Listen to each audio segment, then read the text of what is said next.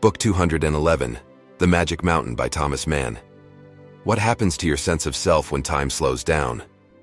What do you discover about life when you step outside of it? And what if the most important transformations happen not through action, but through stillness? These are the questions at the heart of Thomas Mann's The Magic Mountain, a novel that elevates a simple visit to a Swiss sanatorium into one of the most profound meditations on time, illness, desire, and meaning in modern literature. Hans Castorp, a young, unremarkable engineer, arrives at the Berghof Sanatorium, intending to stay only 3 weeks. Days dissolve into weeks, weeks into months, and the mountain's strange atmosphere stretches the sense of time until it becomes almost mythic.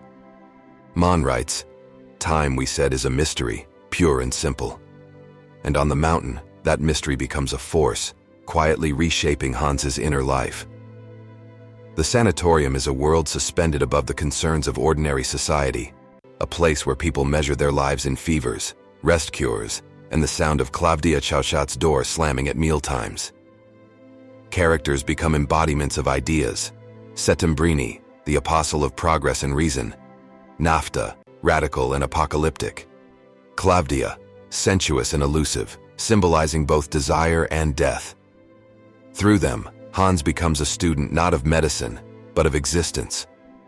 One of Mann's most piercing lines captures the novel's tension between thought and experience. A man lives not only his personal life, he lives also the life of his time.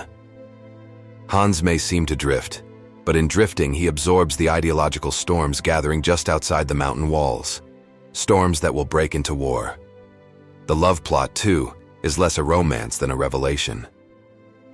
Claudia is not the kind of woman who can be possessed. She is a moment that passes, a fever that burns and cools.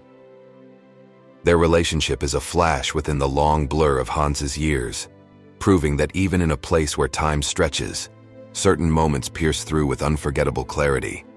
And when he finally descends, pulled back into a world collapsing into war, we understand that the sanatorium was not a sanctuary after all, but a mirror held up to the spiritual sickness of an era.